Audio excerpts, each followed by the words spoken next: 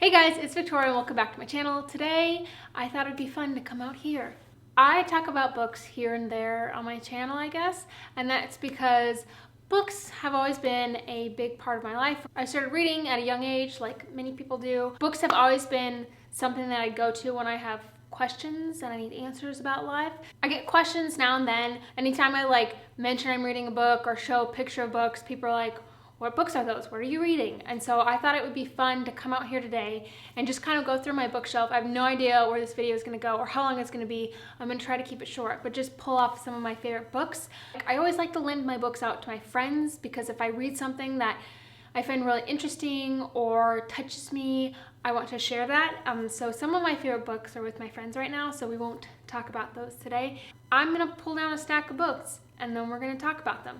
I've got 3 stacks of books. And we're going to try to go through it as quickly as possible.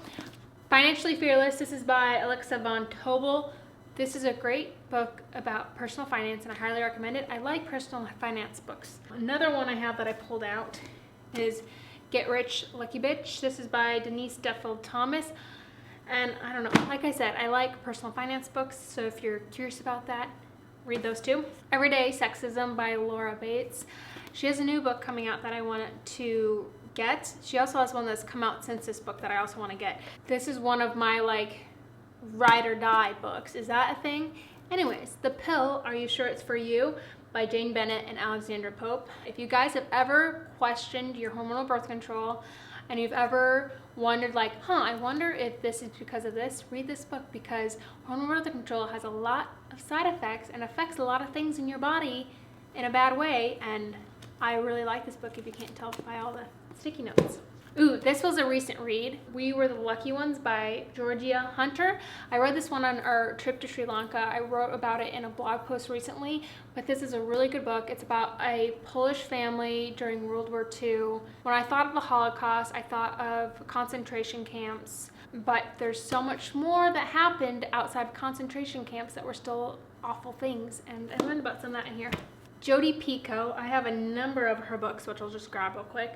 This one is Small Great Things. I bought this in an airport on the way to, I want to say, France maybe. This was another recent one, but I read this very quickly. It's a very good book.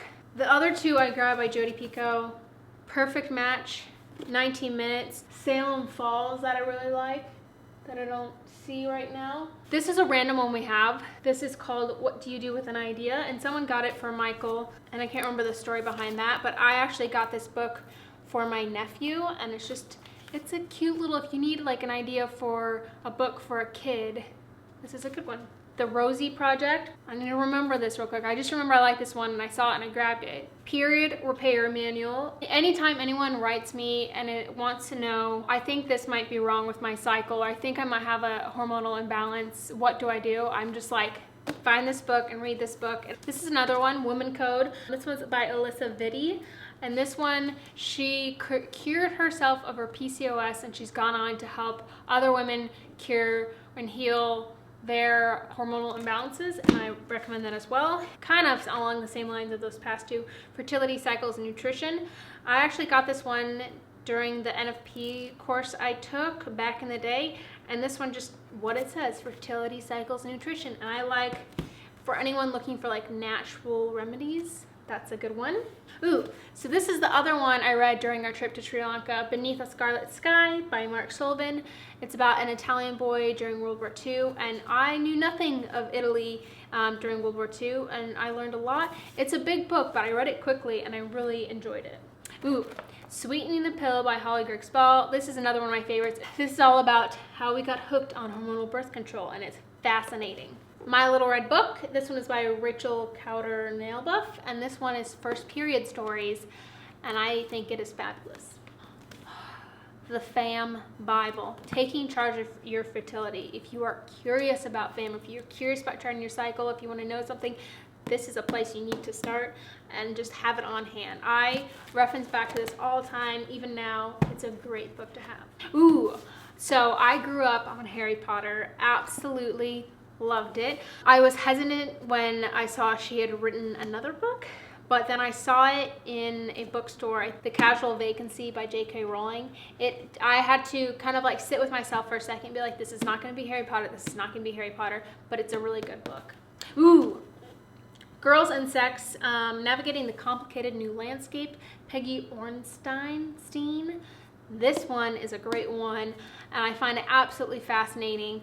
It just kind of goes through teenage, you know, junior high, high school, college-age girls kind of have to navigate the world of sex, and it's fascinating. She interviews college-age students, high school students, and I think it's a must-read. This one is I really like. So this one is called Cunt, A Declaration of Independence, and this one is by, oh, I never pronounce her name right, Inga Muscio? I'm sorry. This is one of those where you leave it just feeling very empowered and like inspired. Highly recommend it. The Little Book of Hookah. This is by Meek Wicking. I don't think I pronounced that right, but I kind of got into Hookah this winter, going into this winter, and it really helped me reframe my mindset around winter and to make the most out of it. And so, I don't know, Hookah is just a concept. It's not new. I'm kind of late on the game actually, but I very much so enjoyed it. I read this book when I was in Thailand. I was a sophomore in college, and like that was it was a time of a lot of growth, and that is when I decided to minor in women and gender studies. And I read this book during that trip, and it had a big impact on me. It's called Half the Sky. It's by Nicholas Kristof and Cheryl Woodan. This one is called To Bless the Space Between Us, John O'Donohue. This is one of Michael's like favorite books, but it was a gift to us for our wedding, and it has not poems, like blessings, I suppose, some of them. And there's one for like when girls start their periods, for the senses, for courage, before sleep. I don't want to say poems, but kind of poems. Ooh, this is another one we read for book club. It's called The Nordic Theory of Everything by Anu Partanen. I don't know if that's how I pronounce her name. This kind of compares like the Nordic countries, you know, Scandinavian countries, to the American way of doing things, and how we complicate and have complicated things so much. Health insurance, maternity leave, paternity leave, and I don't know, it's fascinating. I highlighted a bunch of stuff in here. The Optimized Woman.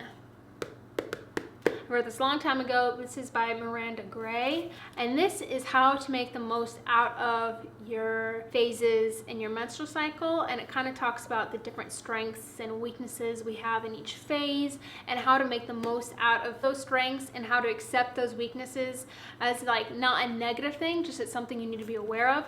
And reading this book really helped me change my perspective on my menstrual cycle, and it really helped me connect to it. And it may sound a little woo-woo, but I highly recommend this for anyone with a menstrual cycle. It's a must read. And my final two are poetry books. So this is I Wrote This For You. It's just like tiny little poems, and I love them. And then Milk and Honey. I haven't made it through this one, but I have The Sun and Her Flowers, and these are both by Rupi Kaur. There are ones that it's very easy to just kind of tear through it and read the whole thing in one sitting, because most of them are like little poems, but they're so good. They're so good, and I've been like saving this one and avoiding reading it just because I want to have that. Okay guys, so those are the books that I felt compelled to share today. I'm sure I've read so many books that I've enjoyed, and not just these books, but I just wanted to sit down and share some of the things I've read. If you're looking for recommendations, these books are kind of all over the place and different topics, and it's not just one thing. So if you're looking for anything to read, check out the list, and I will link all the books down below so you can check them out. I love reading books. Like, I will never stop reading. I learn so much from reading. I experience so much from reading, and it's something I enjoy so much. If you guys have any really good book recommendations, comment those down below. Do not forget to subscribe to FemmeHead, and I will see you guys in my next video. Bye!